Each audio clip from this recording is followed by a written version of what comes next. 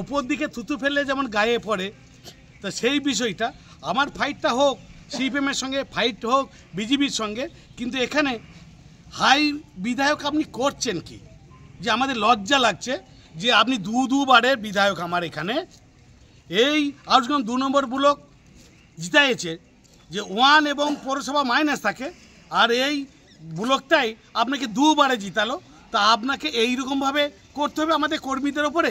কিছুদিন আগে আমার এই সভাপতিকে পাঠিয়ে মেরেছিলেন, আবার আজকেও যেটা শুনলাম বিশেষ সূত্রে যে এইটুকু পর্যন্ত বলেছেন যে আমি লোক পাঠাচ্ছি, মারতে যাচ্ছে, আপনি সামলান। তাহলে এইটা আমাদের কি শুভনীয় হচ্ছে? যে আমাদের কি খারাপ লাগছে যে আমরা হাত পা গুটিয়ে বসে থাকতে হচ্ছে, কষ্ট হলেও সহ্য করতে হচ্ছে? কারণ একটাই, আমার বিডিও সাহেবকে যেভাবে আক্রমণ করতে পাঠিয়েছিলেন, ওনার পাশে যিনারা থেকে ওই যে মিছিল মিটিং করেন, তেনারা কেউ কোনো পদে নাই, কেউ হারমাত, কেউ খুনির আসামি, কেউ চুরি ডাকাতি করে বেড়ায়। তিনাদিকে নিয়ে কেন চলতে হবে? অবশ্যই আপনি একটা সভা করবেন, যে বুথে করবেন বুথ সভাপতি থাকবে, যে অঞ্চলে করবেন অঞ্চল সভাপতি থাকবে, যে ব্লকে করবেন সেই ব্লক সভাপতি থাকবে। সমস্তকে বাদ দিয়ে আপনাকে এইভাবে নোংরাতে নেমে যেতে হবে যে আপনি টিকিট পান না পান, এইটা বিষয় নয়। বিষয় আমাদের কাছে একটাই খারাপ লাগছে যে পঞ্চায়েত সমিতিকে মারা হলো, আমার উপপ্রধানকে মারা হলো, বিডিও সাহেবকে যেভাবে আক্রমণটা করতে ওনারা পাঠাইছিলেন, সেখানে আমরা কি দেখলাম যে আমার উপপ্রধান ওই বিডিওকে যখন ওখানে গালাগালি বিভিন্ন রকম হইরই হচ্ছে, ছুটে গিয়ে দেখতে যাচ্ছে, বিডিও সাহেবকে বাঁচাতে গিয়ে তিনার চোখেও রিভলভার দিয়ে তিনার চোখটা নষ্ট করে দেওয়া হচ্ছে, কাউকে ছুরি ভরতে গিয়ে তার নাকের বাঁশি ফাটিয়ে দেওয়া হচ্ছে আমার যে যুব কনভেনার তার উপরে।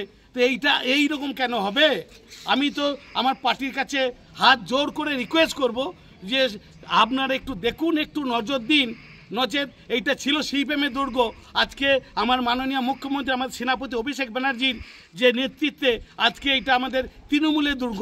ব্যাপক ভোটে লিড পেয়েছি, বিধানসভায় যেটি 11 ছিল, লোকসভায় সেটা 33,535 পেয়েছি। তাহলে মানুষ আমাদের সঙ্গে, মাননীয় মুখ্যমন্ত্রী শান্তি বার্তাটা পাঠিয়েছেন, সেই বার্তার চিঠি আনতে করতে আমার সমস্ত মাথার ঘাম পায়ে ফেলে ওই উপপ্রধান খেটেছে, ওই যুব কনভেনার খেটেছে, এই সভাপতিরা খাটে, এই সমস্ত আমার কর্মীরা আমরা এককভাবে আছি। কই আমরা কাউকে তো মারি নাই, ধরি নাই। তো এইরকম করে কেন আপনি পাঠাবেন, এরকম কেন আপনি মারবেন? এটা আমাদের লজ্জার বিষয়। আমরা উপরমহলকে জানাবো যে এইভাবে যদি চলতে থাকে তা আমাদের কর্মীদের মনোবল ভেঙে যাচ্ছে। আমাদের কাছে রিকোয়েস্ট করব এর বিধি ব্যবস্থা আপনারা অবশ্যই করুন।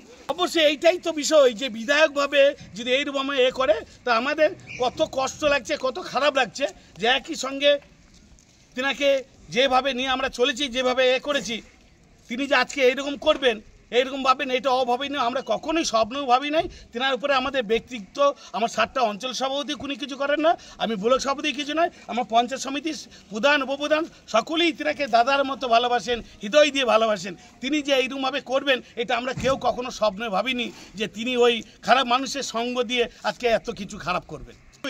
তিনাদের আচার ব্যবহার, তিনাদের বায়োডাটা নিন গা, তাইলেই পেয়ে যাবেন যে বিধায়ক সাহেবের পাশে যিনারা এই কদিন আগেই আমার এখানে একটা পাণ্ডুকে সভা করলেন, সেই সভার ফুটেজ আপনাদেরকে দিচ্ছি, আপনারা দেখুন।